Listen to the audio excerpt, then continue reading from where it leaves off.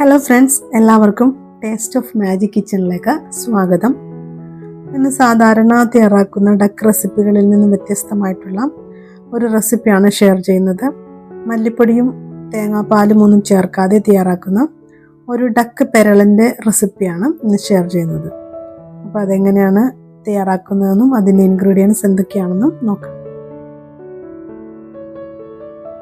കറി റെഡിയാക്കാനായിട്ട് ഒരു 750 gram duck മീറ്റാണ് എടുത്തിട്ടുള്ളത്.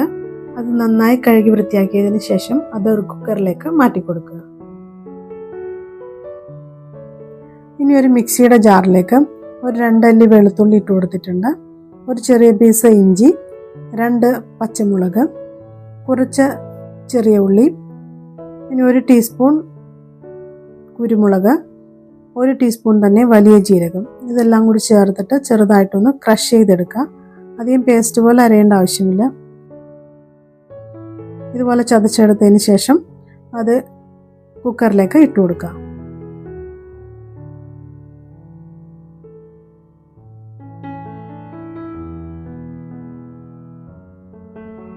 ഇനി ഇതിനോടൊപ്പം തന്നെ ഒരു 1/4 ടീസ്പൂൺ മഞ്ഞൾപ്പൊടിയും 1 ടീസ്പൂൺ മുളക് പൊടിയും ചേർത്ത് കൊടുക്കുക.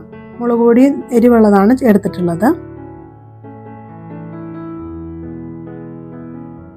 ആവശ്യത്തിന് ഉപ്പും 2 ടീസ്പൂൺ വിനെഗറും കൂടി ചേർത്ത് കൊടുക്കുക. അതിനുശേഷം നന്നായി ഒന്ന് മിക്സ് ചെയ്തതിന് ശേഷം ഒരു അരമണിക്കൂർ റെസ്റ്റ് ചെയ്യാൻ വേണ്ടി വയ്ക്കുക.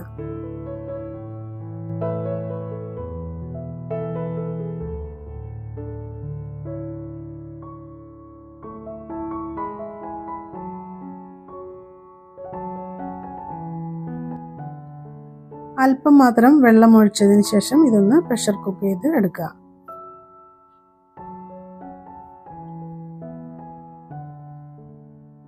താറാവുക്ക് നന്നായി വെന്ത് വന്നിട്ടുണ്ട്. ഇനി കറി റെഡിയാക്കാനായിട്ട് ഒരു കടായി അടുപ്പിൽ വെച്ച് കൊടുത്തിട്ടുണ്ട്. അതിലേക്ക് ആവശ്യത്തിന് വെളിച്ചെണ്ണ ചേർത്ത് കൊടുക്കുക.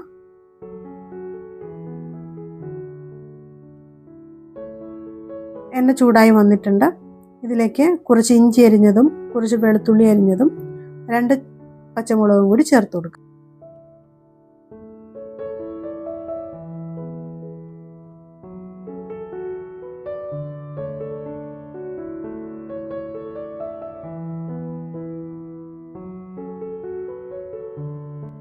കുറച്ച് കറിവേപ്പില കൂടി ചേർത്ത് ഇഞ്ചിയും പച്ചമുളകൊക്കെ നന്നായിട്ടൊന്ന് വഴറ്റിയെടുക്കുക. ഇനി 1 കപ്പ് ചെറിയ ഉള്ളിയാണ് ചേർത്ത് കൊടുക്കുന്നത്. ചെറിയ ഉള്ളി ഉണ്ടെങ്കിൽ അത് തന്നെ ചേർക്കാൻ നോക്കുക. ചെറിയ ഉള്ളി ആണെങ്കിൽ കൂടുതൽ ടേസ്റ്റാണ് കറിക്ക്. അതുകൂടി ചേർത്ത് നന്നായിട്ടൊന്ന് വഴറ്റി കൊടുക്കാം.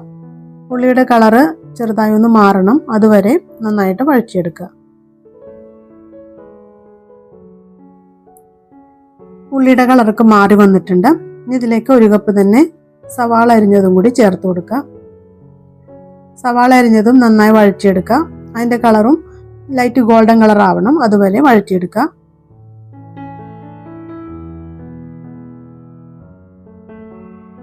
സവാളയുടെ കളറൊക്കെ മാറി വന്നിട്ടുണ്ട്. ഇനി ഇതിലേക്ക് പൊടികളൊക്കെ ചേർത്ത് കൊടുക്കാം. ഒരു 2 ടീസ്പൂൺ കാശ്മീരി ചില്ലി പൗഡറാണ് എടുത്തിട്ടുള്ളത്. ഒരു 1/4 ടീസ്പൂൺ മഞ്ഞൾപ്പൊടി, 1 ടീസ്പൂൺ ഗരം മസാല, 1 ടീസ്പൂൺ തരിതരിപ്പായിട്ട് പൊടിച്ചെടുത്ത കുരുമുളക്,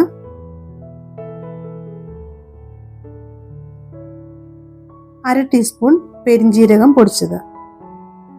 ഇത്രയും ചേർത്ത് കൊടുത്തിട്ട് നന്നായിട്ട് മിക്സ് ചെയ്തെടുക്കുക. അതിൻ്റെ പച്ചമണമൊക്കെ മാറുന്നത് വരെ നന്നായിട്ട് ഇളക്കി യോജിപ്പിക്കുക. പൊടികളൊക്കെ റെഡിയായി വന്നിട്ടുണ്ട്. ഇനി ഇതിലേക്ക് ഒരു തക്കാളി അരിഞ്ഞതും കൂടി ചേർത്ത് കൊടുക്കുക.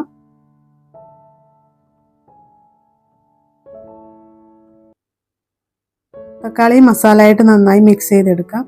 ഇനി ഇതിലേക്ക് താറാവ് വേവിച്ചതിൽ നിന്നുള്ള ഗ്രേവി കുറച്ച് ഒഴിച്ചു കൊടുക്കുക. എന്നിട്ട് നന്നായി ഒന്ന് മിക്സ് ചെയ്തതിന് ശേഷം തക്കാളി വെന്ത് വരുന്നതിന് വേണ്ടിയിട്ട് ഒന്ന് അടച്ച് അല്പസമയം കൂടി ലോ ഫ്ലെയിമിൽ കുക്ക് ചെയ്തെടുക്കുക. തക്കാളിയൊക്കെ നന്നായി വെന്ത് വന്നിട്ടുണ്ട്. ഇതിലേക്ക് വേവിച്ച് വെച്ചിട്ടുള്ള താറാവ് ചേർത്ത് കൊടുക്കുക.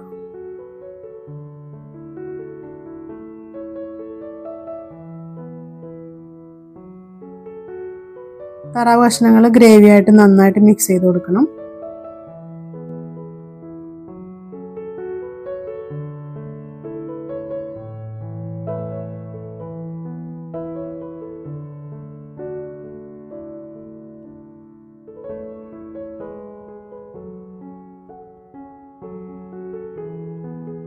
ആവശ്യത്തിന് കറിവേപ്പില കൂടി ചേർത്ത് കൊടുക്കാം. ഇനി ഗ്രേവിയൊക്കെ ഒന്ന് വറ്റി മസാലയൊക്കെ താറാവ് പീസിൽ നന്നായി പെരണ്ടിരിക്കുന്ന രീതിയിൽ ഇളക്കി യോജിപ്പിച്ച് കൊടുക്കുക. അപ്പോൾ ഗ്രേവിയൊക്കെ വറ്റി വന്നിട്ടുണ്ട്. ഇനി ഇതിലേക്ക് ഒരല്പം കുരുമുളക് പൊടിയും കുറച്ച് പെരുംജീരകവും കൂടി ചേർത്ത് കൊടുക്കാം.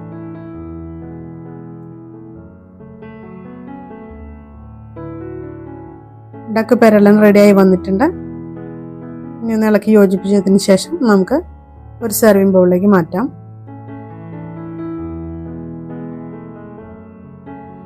ഡക്ക് പെരളിൻ്റെ റെസിപ്പി എല്ലാവർക്കും ഇഷ്ടമായെന്ന് വിചാരിക്കുന്നു. എല്ലാവരും ട്രൈ ചെയ്ത് നോക്കുക. ഇഷ്ടമായെങ്കിൽ ലൈക്ക് ചെയ്യാനും ഷെയർ ചെയ്യാനും മറക്കരുത്. പിന്നെ ഈ ചാനൽ ഇതുവരെ സബ്സ്ക്രൈബ് ചെയ്തിട്ടില്ലെങ്കിൽ ഒന്ന് സബ്സ്ക്രൈബ് കൂടി ചെയ്യുക. പുതിയൊരു വീഡിയോയുമായിട്ട് കാണാം. Okay, thank you.